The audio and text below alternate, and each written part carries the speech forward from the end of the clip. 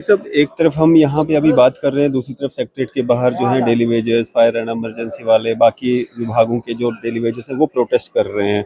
उनकी मांगें पिछले कई सालों से 20-20, 25-25 साल हो गए। कुछ तो इसी उम्मीद में मर गए कि हम आज नहीं तो कल पक्का हो जाएंगे, हमारे लिए कोई रेगुलेशन पॉलिसी बनेगी, लेकिन वही 6,000, 5,000, 10,000 बस इसी में है कि एजुकेशन विभाग में आपको पता होगा कुक हैं, उनको तो 900 रुपया मिलता है। मतलब इतना बड़ा इंजस्टिस। सारे एमएलए साहब इस पर मुतफिक हैं कि डेली वेजर्स और डेली रेटेड और कैजुअल लेबर्स की तनख्वाह मिनिमम वेज एक्ट के तहत होनी, जो आजकल मिनिमम 700 रुपया, तो वो 21,000 रुपया बनता है हर एक के लिए। हमारी जो पीएज हैं उनको 12,000 रुपये मिले, उनको भी 25,000 रुपये मिलना चाहिए। हर एक की तनख्वाह बढ़नी चाहिए। अब महंगाई का जमाना है, जर्नलिस्ट लोग हैं आप, आपको भी सारी सुविधा मिलनी चाहिए। बिल्कुल, ये बड़ी अच्छी बात की आपने। आज तक मैंने बहुत सारे इंटरव्यूज किए, लेकिन जर्नलिस्टों की बात किसी ने नहीं की। जर्नलिस्ट भी हमारे भाई हैं, उनको भी मिलना चाहिए। उनको सब जगह, आप ही वो लोग हैं जो आग में भी जाते हैं जहाँ मुश्किलात हालात तो आप अच्छी खबर पहुंचाते हैं। मैं आपको इसलिए ये तो उसको कश्मीरी में बटरिंग कहते हैं, बटरिंग नहीं करता हूँ। जरूरी है जर्नलिज्म, ये 5वां सुतून है डेमोक्रेसी का, इसको भी हमें मजबूत करना चाहिए और एनकरेज करना चाहिए। रफीक साहब, अभी प्राइवेट मेंबर बिल भी आने हैं, और प्राइवेट मेंबर बिल में जो है कुछ एक एमएलए के, आपके ही एक एमएलए हैं शायद, उन्होंने भी बिल लाया है, और नेशनल कॉन्फ्रेंस के भी एक एमएलए हैं प्राइवेट मेंबर बिल लाने जा रहे हैं शराबबंदी को लेकर के।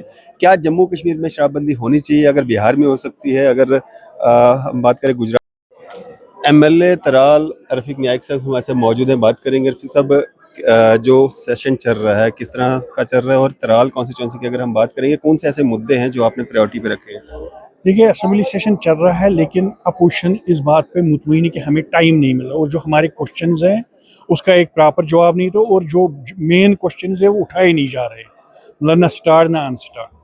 एक एमएलए साहब ने आज बीजेपी के, उन्होंने वॉकआउट किया। उन्होंने कहा कि ये बायस्ड सेक्रेटरीट है, तो मैं वो इल्ज़ाम नहीं लगाऊंगा, बायस्ड नहीं कहूँगा, लेकिन स्पीकर साहब से मेरी गुजारिश है, आप बड़े सीनियर हैं, बड़े कदावर हैं, आपकी शख्सियत मतलब अच्छी शख्सियत के मालिक हैं, अच्छे तजुर्बे के मालिक हैं।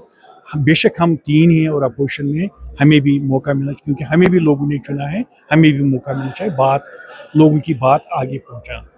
रहा सवाल कि त्राल के मुद्दे, त्राल के 3 मुद्दे मेन हैं। एक, टूरिज्म हमारे पास पोटेंशियल हो के भी टूरिस्ट जो अथॉरिटी है या टूरिस्ट के लिए जो इंफ्रास्ट्रक्चर है उसको डेवलप नहीं किया, और ना तरगीब दी जाती है इसको लोगों को, के टूरिस्टों को, कि आप यहाँ भी जाइए।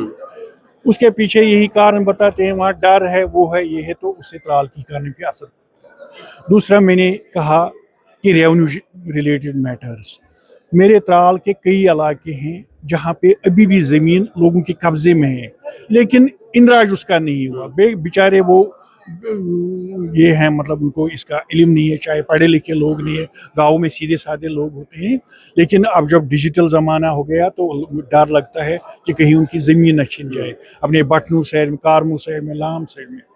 तीसरा, मेरा रेवेन्यू के ही मुतलिक मुद्दा था कि जो अखरोट का दरख्त है, जो बूढ़ा अखरोट का दरख्त 200 साल पर, 100 साल पर, एक महाराजा बहादुर के ज़माने से एक एक्ट चल रहा है कि दरख्त को एक इम्पॉर्टेंट दरख्त करार दिया गया था। उस एक्ट के तहत आप दरख्त को नहीं काट सकते, लेकिन इन केसेस आप अगर काटना भी चाहें तो आपको रेवेन्यू डिपार्टमेंट, वहाँ से वो प्रोसीजर वो लंबा है।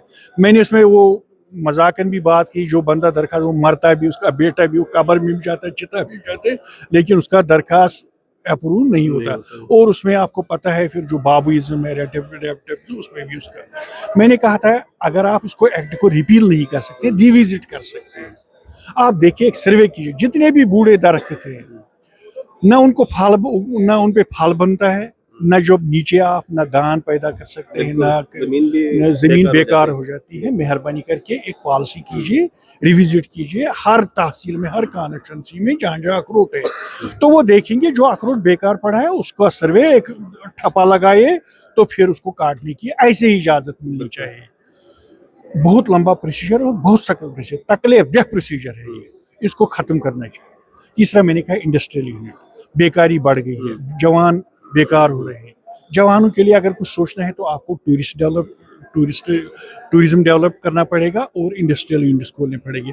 उसमें मेरा त्राल सबसे पीछे है. तो मैं उम्मीद करता हूँ कि गवर्नमेंट इसकी तरफ तवज्जो. मैंने उनसे आज गुजारिश भी विनती भी की, मेहरबानी करके हमारी तरफ तवज्जो. रफीक साहब, जहां एमएलएज बात कर रहे हैं आम जनता के हकों की, वहीं बात आ जाती है एमएलएज के हकों की.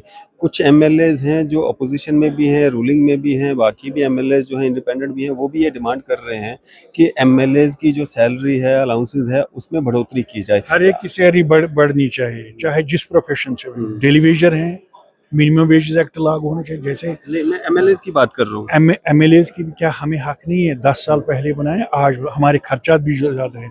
हमें कॉन्स्टिट्यूंसी में जाता है, हमें तेल, मैं अपनी बात करूँ, मुझे त्राल कॉन्स्टिट्यूंसी है, मुझे 2000 का तेल दिन में जल.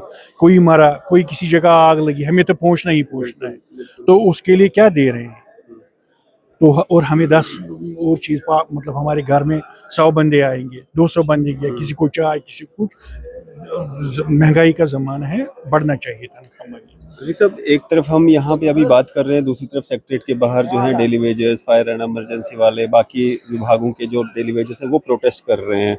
उनकी मांगें पिछले कई सालों से 20-20, 25-25 साल हो गए. कुछ तो इसी उम्मीद में मर गए कि हम आज नहीं तो कल पक्का हो जाएंगे, हमारे लिए कोई रेगुलराइजेशन पॉलिसी बनेगी.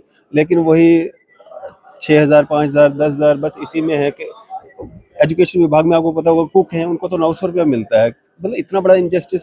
सारे एमएलए साहब इस पर मुतफिक हैं कि डेली वेजर्स और डेली रेटेड और कैजुअल लेबर्स की तनख्वाह मिनिमम वेज एक्ट के तहत, जो आजकल मिनिमम 700 रुपया, तो वो 21,000 रुपया बनता है हर एक के लिए. हमारी जो पीएज उनको 12,000 रुपये मिले, उनको भी 25,000 रुपये मिलना चाहिए. हर एक की तनख्वाह बढ़नी चाहिए. अब महंगाई का ज़माना है, जर्नलिस्ट लोग हैं आप, आपको भी सारी सुविधा मिलनी चाहिए.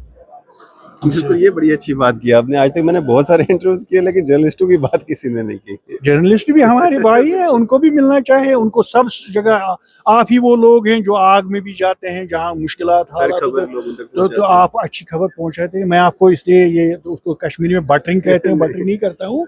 ज़रूरी है जर्नलिज्म, ये 5वां सुतून है डेमोक्रेसी का. इसको भी हमें मजबूत करना चाहिए और एनकरेज करना चाहिए. रफीक साहब, अभी प्राइवेट मेंबर बिल भी आने हैं, और प्राइवेट मेंबर बिल में जो है कुछ एक एमएलएज के, आपके ही एक एमएलए हैं शायद, उन्होंने भी बिल लाया है, और नेशनल कॉन्फ्रेंस के भी एक एमएलए हैं प्राइवेट मेंबर बिल लाने जा रहे हैं शराबबंदी को लेकर के. क्या जम्मू कश्मीर में शराबबंदी होनी चाहिए? अगर बिहार में हो सकती है, अगर हम बात करें गुजरात में हो सकती है जहाँ से नरेंद्र मोदी जी आते हैं या अमित शाह जी आते हैं, तो वहाँ पे अगर शराबबंदी हो सकती है, तो जम्मू कश्मीर में क्यों नहीं? जम्मू मंदिरों का शहर, कश्मीर सूफी संतों का शहर होना चाहिए. बैन, और ड्रग्स पे, हर ड्रग पे बैन लगनी चाहिए. ये तबाही है, इसका पैसा ही तबाही लाता है, कोई रेवेन्यू की बात नहीं. जो जिस चीज़ से तबाही होती है उस चीज़ को तरक्की करना चाहिए. हमारे जवान अब खराब हो रहे जा रहे हैं, और रोज़ रोज़ इस सड़कों पे शराब, फिर ड्राइवर भी गाड़ी नहीं चला, एक्सीडेंट होता है. ये बुरी चीज़ है, सेहत के लिए भी और इज्जत के लिए भी. इसको बंद ही करना चाहिए. बिल्कुल. चलिए, शुक्रिया हमारे साथ बातचीत करने के लिए. तो रफीक नायक साहब हमारे साथ बात कर रहे थे, एमएलए त्राल. आपकी सब पे क्या राय है? अभी अपनी राय जो है जरूर साझा कीजिएगा. इसी तरह की मजीद अपडेट्स के लिए आप देखते रहें न्यूज़ शहर India. BN high secondary school जो कि सुजवा रोड जम्मू में स्थित है, अब इसमें 2025 और 26 की बैचेस की एडमिशन शुरू हो चुकी है.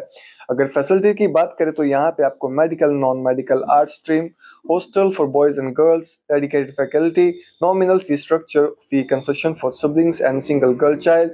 और अगर इंफ्रास्ट्रक्चर की अगर बात करें तो smart classrooms, computer labs, 24/7 CCTV surveillance, spacious playground और हॉल, लाइब्रेरी फैसिलिटी, अच्छा इंफ्रास्ट्रक्चर और ट्रांसपोर्ट फैसिलिटी के साथ साथ हिंदी, उर्दू, दीनिया टीचिंग भी यहाँ पे अवेलेबल है. तो अगर आप लोग भी अपने बच्चों की एडमिशन यहाँ पे कराना चाहते हैं तो दिए गए नंबर पर संपर्क कीजिए.